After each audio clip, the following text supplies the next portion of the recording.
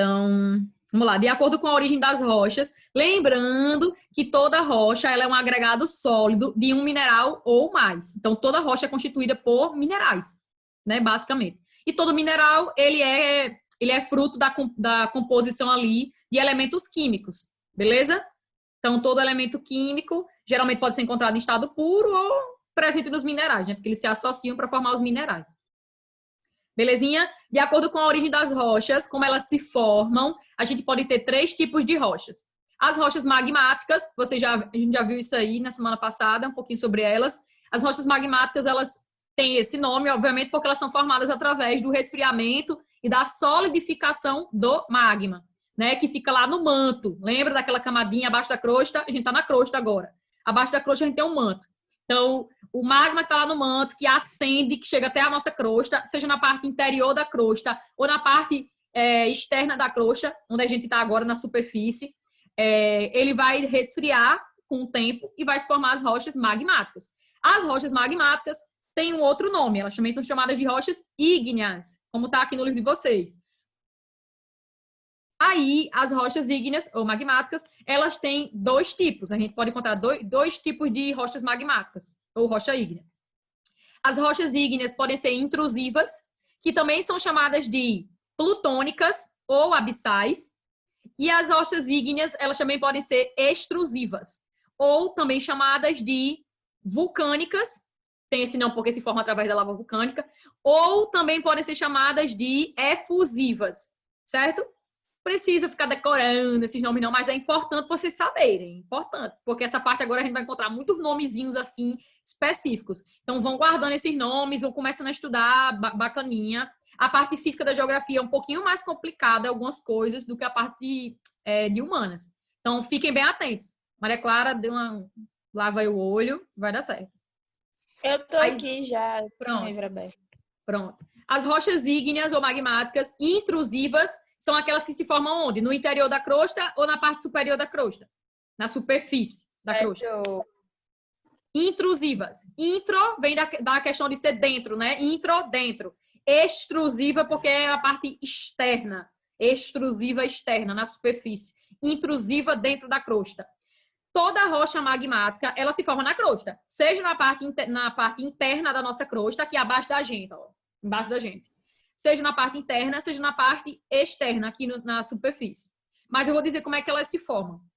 Uma parte do magma que chega até a nossa crosta, ele não ascende, não chega até a superfície. Uma parte do magma, né, através da movimentação das placas tectônicas, que são movimentadas por causa do movimento convectivo do magma lá no nosso manto, no manto superior, né, na astenosferazinha, faz com que esse magma chegue até a crosta, a movimentação das placas. Sendo que uma parte do magma, ele permanece no interior da crosta, não chega até a superfície.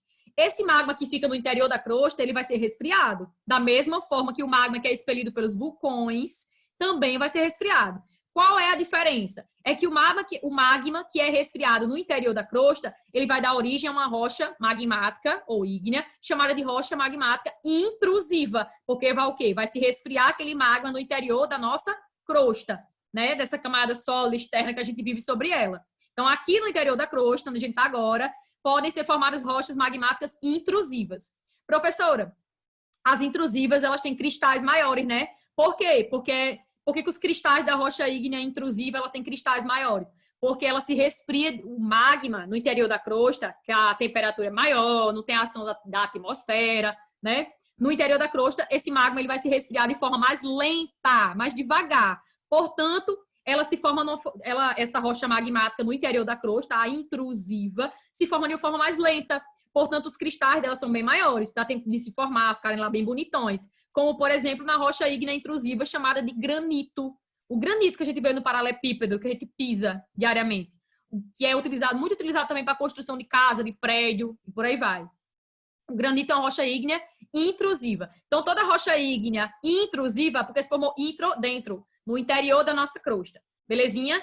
Tanto a ígnea intrusiva quanto a ígnea extrusiva se formam através do resfriamento e da solidificação do magma. Verdade. Mas as intrusivas, elas se formam de forma mais devagar, mais lenta, por não sofrer a ação dos agentes externos, né? Como, por exemplo, da água da chuva, ou não sofre também a pressão também que mais? Da temperatura aqui que é mais amena, né? Com certeza, do que no interior da crosta, enfim. E as extrusivas, elas também são chamadas de vulcânicas, por quê? Extrusiva vulcânica. Vulcânica porque se forma através da erupção vulcânica. Quando o vulcão expele lá aquele magma que vem lá do nosso manto, com o tempo vai ser resfriado, mas vai ser resfriado de forma mais rápida, porque está em contato com a água, com o vento, com a temperatura, enfim. Vai ser resfriado de forma mais rápida. Portanto, os cristais da rocha ígnea extrusiva, eles vão ser praticamente bem pequenininhos, vão ser miúdos. A gente praticamente vai ver só uns brilhozinhos. E algumas rochas ígneas extrusivas talvez nem contém esses cristais, porque resfriou de forma tão rápida, né, que não conseguiu ali se formar aqueles cristais. Belezinha? Ô, Ana Beatriz. Diga. Então, você acha que as rochas magmáticas extrusivas são mais antigas do que as intrusivas, devido a ela ter se formado mais rápido com a ação dos agentes internos? Boa pergunta. As rochas ígneas magmáticas, tanto intrusivas quanto extrusivas, são consideradas as rochas mais antigas da Terra, do nosso planetinha. As primeiras rochas a se formarem foram as rochas ígneas, certo? Depois é que vieram se formar quando começou a existir a presença da água, o vento em constante movimentação, que a temperatura foi resfriando, e também foi surgindo a vida no planeta, foi sendo formada a rocha sedimentar, depois a rocha metamórfica. Que a rocha metamórfica ela passou por uma metamorfose. Toda rocha metamórfica é transformação. Toda rocha metamórfica, um dia ela já foi um outro tipo de rocha. E aí, no interior da crosta, ela passou por um processo de mudança química e se transformou em um outro tipo de rocha. Por isso que a gente diz que rocha metamórfica é sempre a transformação de um outro tipo de rocha. Exemplo, eu nem comecei a falar disso, mas o mármore. O mármore. Vocês conhecem mármore, né? Que é muito utilizado para fazer coisas de casa. Tanto utensílios que a gente usa, quanto utilizado para ser divisório de banheiro, enfim. O mármore, mesa. O mármore é um tipo de rocha metamórfica. Aquela rocha ali, ela já foi no passado um calcário, que é um tipo de rocha sedimentar.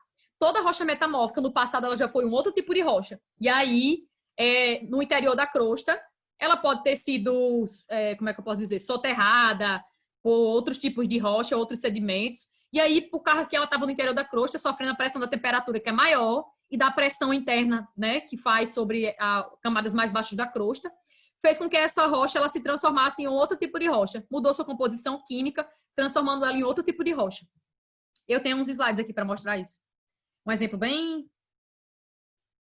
para vocês não ficarem só abstraindo o que eu estou falando e ser algo chato. Muito ruim ficar abstraindo as coisas. Espera aí que eu vou abrir.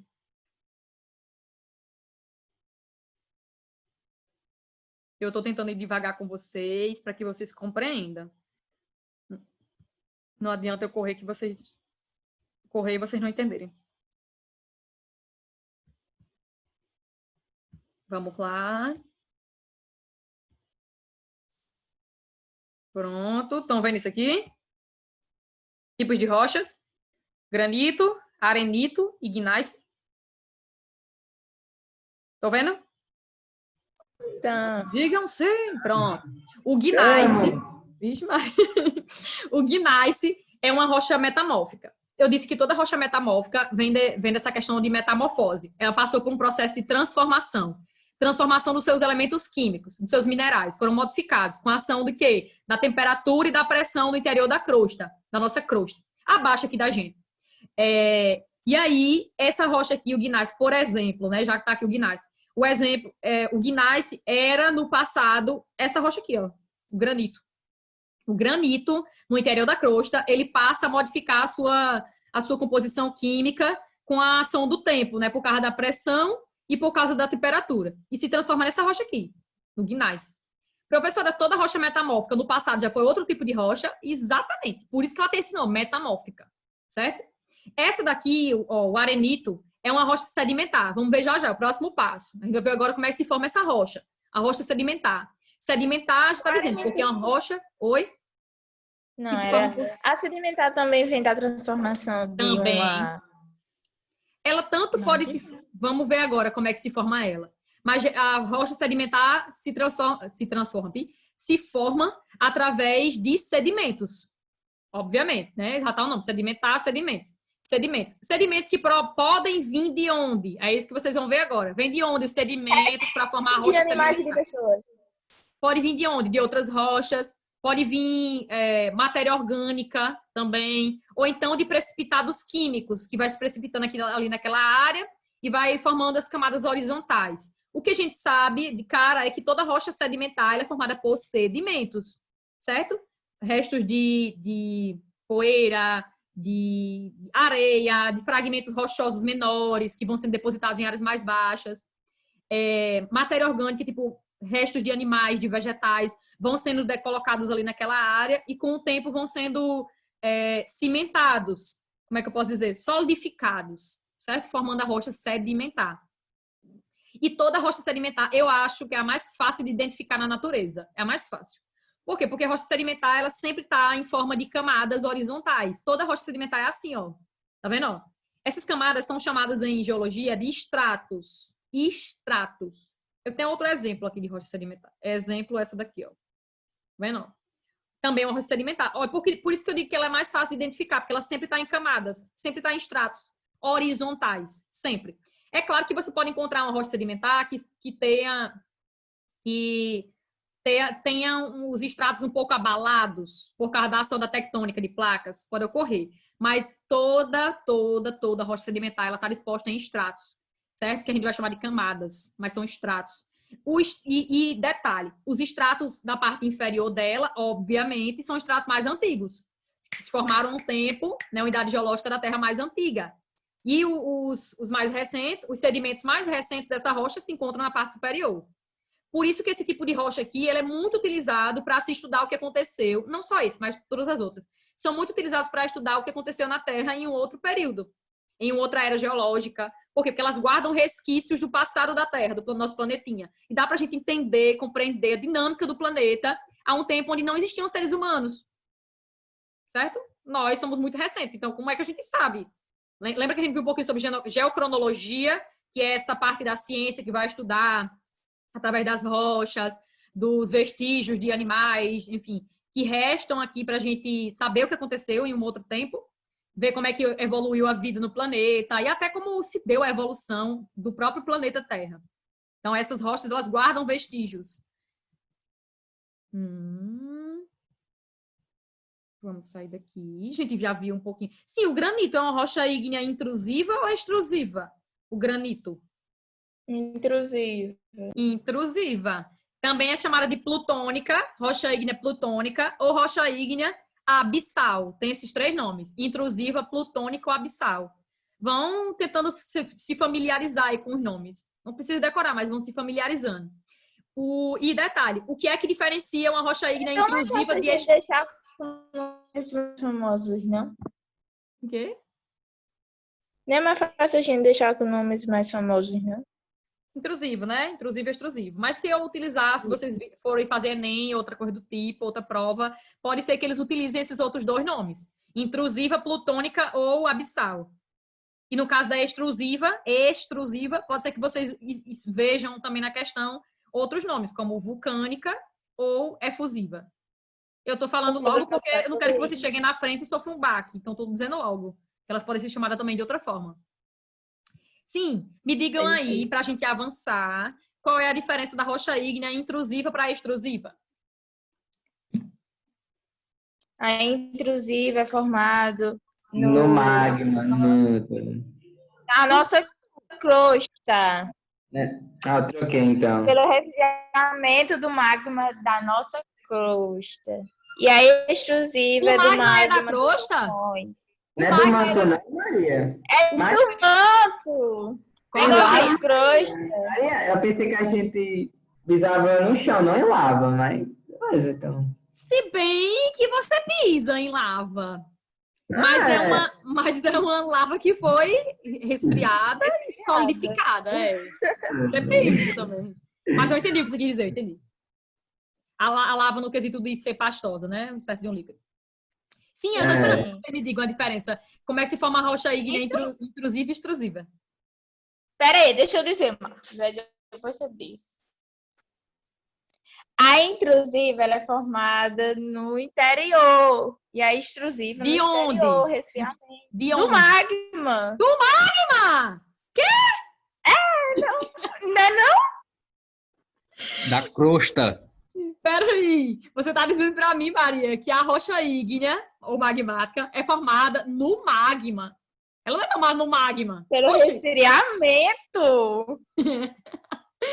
Ok. Cadê o aniversariante do dia? Resfriamento. Aniversariante Vamos do falar com Matheus. Oi. Me explica aí a diferença da rocha ígnea intrusiva para extrusiva. A rocha ígnea intrusiva é formada no interior da crosta pelo resfriamento do magma. Lento E ou aí- rápido? Lento. Lento. É? Lento. Se forma lento, lembra? O interior da crosta é mais quente. Lento. E a extrusiva é porque é formada na superfície. Isso. De forma mais... Ela resfria de forma mais Rápida. rápida. Portanto, os cristais da rocha ígnea extrusiva são menores ou podem nem existir. E eu citei a questão do asfalto, que é formado... Uma parte do nosso asfalto é feito com essa rocha aqui, que é o basalto, nessa parte direita do slide. O basalto é uma rocha ígnea extrusiva, enquanto o granito é uma rocha ígnea intrusiva. Os cristais do granito é bem grandão. Por quê? Porque se forma no interior da crosta. É mais lento o processo de formação, porque resfria de forma mais lenta. Aquele magma se... Mas, detalhe, não esqueçam, magmática, por quê? Porque se forma através do magma, que está lá no manto e chega na crosta, através da movimentação das placas. Esse magma vai resfriar. Quando ele resfriar e se solidificar, vai dar origem a uma rocha magmática. Pronto. Eu vou sair de rocha magmática e vou entrar agora em rocha sedimentar. Eu espero que tenham compreendido essa parte. Se restar alguma dúvida, pode falar, viu? Estou disponível. Estou aqui para ouvir. Sim, a rocha ígnea extrusiva, o magma chega na superfície só por vulcões, professora? A extrusiva não se forma na superfície? Só se forma por vulcões? Não. Pode ser que ele se forme por causa que determinada área tem um falhamento tectônico, uma fenda. E aí, através dessa fenda, as placas se movimentaram e aquele magma chegou até a superfície. E aí se resfriou, se solidificou e formou a rocha ígnea extrusiva. Extrusiva na superfície. Sim, outra coisa. Toda rocha, ela é composta por minerais. Vocês já viram isso? Os metais, eles fazem parte da composição dos minerais. Os minerais contêm metais. Beleza. Alguns metais, o ser humano, não sei como, ele diz que alguns metais são mais valiosos do que outros, não é isso? Então, toda vez que determinado minério, ele é aproveitado do ponto de vista financeiro, tipo o ouro, a prata, o cobre, o bronze, que mais? O diamante... Esses minerais que são aproveitados do ponto de vista financeiro, a gente vai chamar eles de minério, certo? Um mineral pode ser chamado de minério quando ele tiver aproveitamento financeiro pelo ser humano. E quando você encontra a concentração de uma grande quantidade de diamantes, tipo, exemplo, eu tenho um exemplo aqui para dar. Na África é muito comum a gente encontrar diamante. A África é um continente muito rico em diamantes. Cadê você? Aqui, ó, vista aérea de uma mina de diamantes, mina de diamantes na província do Estado Livre na África do Sul, em 2014. Isso daqui, tá parecendo uma panela, né? Ó, panela direitinho, a frigideira. Mas enfim, isso daqui é uma grande jazida. Eu vejo uma panela. Não é a panela? Eu vejo, isso aqui é uma jazida. O que é uma jazida mineral, professora? É uma grande concentração de um minério que é muito aproveitado do ponto de vista financeiro, econômico, pelo ser humano. Então, todo mineral que geralmente é aproveitado do ponto de vista econômico é chamado de minério. Tipo ouro, tipo diamante. E quando você encontra uma grande concentração, aquilo ali é uma grande jazida mineral. Tipo Peter Pan. Peter Pan? O que é que tem no Peter Pan? Tem uma jazida? Ou várias jazidas? Não, mais ou menos. No filme de Peter Pan, eles estavam atrás de minério. Pronto. Minério por quê? Porque é um mineral composto de elemento químico, aproveitado do ponto de vista financeiro. Aí é chamado de minério. Vamos lá. Outro tipo de rocha. Rochas sedimentares. O próprio nome já está dizendo. Essa rocha aqui é formada por sedimentos. Sedimentos. Professora, toda rocha, ela vai ser exposta, seja a rocha ígnea, seja a rocha sedimentar, seja a rocha metamórfica, ela é exposta durante todos os dias, né? ao longo aí da sua vidinha dessa rocha, ela é exposta à ação do vento, da água, ela é exposta à ação da temperatura, dos raios solares, fazendo com que essa rocha ela seja modificada com a ação do tempo, certo? Com o passar dos anos. Toda a rocha, toda, sem exceção, ela vai sofrer um processo de intemperismo e de erosão. Professor, o que é isso? Intemperismo e erosão são dois fenômenos físicos, certo? Fenômenos naturais, externos. Por que a gente diz que intemperismo e erosão é externo? Professor, é externo por quê? Porque acontece aqui na superfície da nossa crosta, sim. Por isso que eles são chamados de externos. Professor, então quer dizer que tem agentes internos que podem formar o nosso relevo, as rochas, podem dar origem, fenômenos internos, forças que partem do interior da Terra e que modifica, que forma, que modela a nossa superfície? Sim, é exemplo. Vocês vão estudar isso nesse capítulo.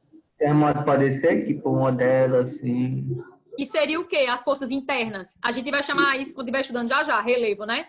O relevo, ele é formado e ele é modelado pela ação das forças internas ou das forças externas. Na verdade, ou não. E interna e externa. Professora, o que são as forças internas? Que tanto formam o relevo quanto modifica. E pode dar origem a rochas, né? E dá origem a rochas. Interna, vulcanismo, tectonismo e abalos sísmicos, certo? Tanto forma quanto modela nosso relevo. São forças internas, a gente vai chamar em geologia, olha o nome como é bonito, endógenas. Forças endógenas. Endo quer dizer, tipo, é algo que parte dentro da nossa Terra, de dentro, mas que modifica a superfície. Por isso que é endógena. Então, as forças endógenas são intemperismo, endógenas, tectonismo, vulcanismo e abalos sísmicos. E as forças exógenas, que eu vou falar agora delas. Exógenas porque exógenas quer dizer algo que é fora, né? Tipo aqui na superfície. Forças que acontecem aqui que atua tanto formando, dando forma, quanto modelando o nosso relevo. E as rochas também, né? Que sofrem a ação desses dois fenômenos. Externo só tem dois fenômenos externos aqui, que acontecem aqui na superfície, que são a erosão e o intemperismo. Professora, agora explica o que é erosão e intemperismo. Vamos lá. Já falei que são forças exógenas, externas, que acontecem aqui. Espera aí que eu estou na minha cama e eu estou me ajeitando aqui. Intemperismo, a gente tem 3 tipos de intemperismo. O fenômeno do intemperismo, ele desgasta a rocha. Tanto o intemperismo quanto a erosão desgastam a rocha. Mas o intemperismo ele tem essa ação de desgastar a rocha por 3 tipos de ocasiões. Vou dizer ocasiões. Existem 3 tipos de intemperismo. A rocha ela pode ser intemperizada, meteorizada, tem esse nome também. Intemperismo também tem um nome chamado meteorização. Eu disse que a partir de agora vocês vão ver muito nome, né? E realmente tem muito nome agora. Intemperismo também é chamado de meteorização, que seria o processo de desgaste das rochas. Professora, intemperismo existe 3. Tanto intemperismo físico, ou seja, quando a temperatura modifica a rocha, causando fraturas na rocha. Existe o intemperismo químico, ocasionado pela água. A água modifica a rocha também. E o intemperismo quando um ser vivo, ele entra nas paredes rochosas e acaba modificando aquela rocha. Aí a gente chama de intemperismo biológico. Então, intemperismo é o processo de desgaste das rochas. Professora, como é que a rocha é desgastada do ponto de vista do intemperismo físico? No caso aqui na nossa região, que é uma região que não tem grandes precipitações anuais, não chove muito. Nós estamos numa região de clima semiárido, quente e seco, com índices pluviométricos abaixo de 1.000 milímetros anuais. Na nossa região, a gente sofre muito mais a ação do intemperismo físico, que é a ação da temperatura, do que o intemperismo químico, que é a ação da água da chuva nas rochas. Mas eu vou citar os 2 exemplos. O intemperismo físico. Como é que aqui a gente sofre tanto esse intemperismo físico? O que é isso? Locais que são muito quentes, né? Tipo assim, como Caicó. As rochas são fraturadas com a ação do tempo, com o passar do tempo, por causa da temperatura. Durante o dia, imagine uma coisa, o nosso corpo sofre a pressão da gente engordar e emagrecer, né? Nesse ato de engordar, eu sempre cito isso porque fica mais fácil do aluno entender. Imagine as nossas estrias, imagine as nossas estrias nas rochas. As rochas também são fraturadas. A gente engorda, emagrece e forma as estrias na gente, certo? Essas fraturas. Que seriam por causa que a gente come demais, come de forma errada, né? Comidas não saudáveis e tudo mais. Mas imagina a rocha agora. Durante o dia, aqui por ser muito quente, os raios solares incidem sobre as rochas, fazem com que essas rochas dilatem. Elas crescem durante o dia, muito quente, então faz com que ela dilate. Durante a noite, aqui, como a gente sofre o fenômeno da continentalidade, locais distantes de zonas costeiras sofrem a continentalidade. Tipo assim, são áreas onde a temperatura diária pode atingir 40 graus e a mínima pode chegar a 20, 21 de noite, certo? Locais desérticos também tem essa questão. Mas imagine uma coisa, na nossa região, durante o dia, as rochas recebem muita radiação solar, elas dilatam, elas esquentam muito e dilatam. A gente não percebe, isso não é uma coisa perceptível a olho nu, mas elas dilatam. Durante a noite, resfria bastante, porque as rochas, tanto elas esquentam rápido, quanto elas resfriam rápido, certo? Durante a noite, o que é que acontece com as rochas daqui? Elas vão o quê? Elas dilataram durante o dia, durante a noite elas vão contrair. Então, imagine isso em milhares de anos. Dilata, contrai, dilata, contrai, dilata, contrai, dilata, contrai. O que é que vai acontecer com essa rocha com o passar dos anos? Elas vão ser fraturadas. Sabe quando você olha para uma rocha, ela está quebrada, ela está fraturada, tem umas fendas nela? Aquilo ali é a ação do intemperismo, do desgaste, né, da rocha do ponto de vista físico. Que aqui o livro não chamou de físico, o livro chamou de mecânico. Pode colocar aí, grife, circule mecânico, coloque físico. Isso é intemperismo físico, que é a ação da temperatura sobre as rochas, fragmentando essas rochas. Mas, professora, antes que vocês perguntem, a rocha, ela também, aquelas rochas que estão nas áreas geladas do globo, tipo uma rocha na Antártica, que é um continente, né? As rochas na Antártica também podem sofrer a ação do intemperismo físico, a temperatura, sim. No caso lá vai ser uma temperatura mais amena, mas vai sofrer também o processo de intemperismo físico.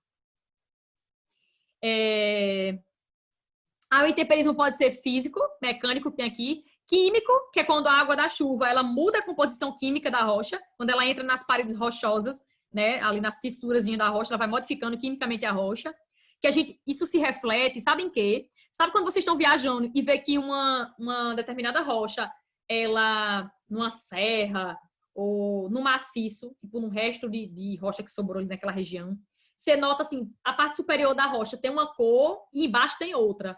Ou uma rocha que tem várias cores, umas 3 cores diferentes. Aquilo ali é intemperismo, é o desgaste da rocha do ponto de vista químico. Quando a água da chuva, ela penetra nas paredes rochosas, começa a modificar aquela rocha do ponto de vista químico, modificando sua composição química. A Ana Beatriz, quando ela chama uma vez que eu fui para um... Como é que chama? Me esqueci o nome, que quando eu fui entrar lá na água, a pedra estava muito lisa. Sim. Aí aquilo é o quê? É o processo de formação dela. Depende do tipo de rocha. Ela pode ser muito lisa por causa dos minerais que compõem ela, que dá forma à rocha. Ela pode ser lisa por causa da região onde ela se formou. Tem N explicações aí. Mas o que é que forma a rocha? Não são os minerais? Então, os minerais, de certa forma, e cada mineral ele tem uma cor definida, uma textura, ele tem uma composição química bem definida. Esses minerais eles vão dar forma às rochas. Então, eu acho que é isso que vai definir essa rocha, por ela ser mais lisa ou por ela ser um pouco mais rugosa, enfim. Sim, há então o intemperismo, que é o processo de desgaste natural das rochas, pode ser físico, pela ação da temperatura, espero que vocês estejam notando isso. Químico, pela ação da água da chuva, principalmente da água da chuva, ou então pela água dos rios, enfim, químico, pela ação da água, e biológico, pela ação dos seres vivos modificando a rocha. Exemplo, eu não sei se tem aqui no meu slide, eu acho que não tem aqui não, tem não. Mas vocês já viram uma rocha onde tem umas plantinhas nascendo dentro dela? Saindo dela, você faz, oxi, tem como um ser vivo nascer aqui? Vocês já viram? Ou quando uma rocha ela tem a presença de restos de animais?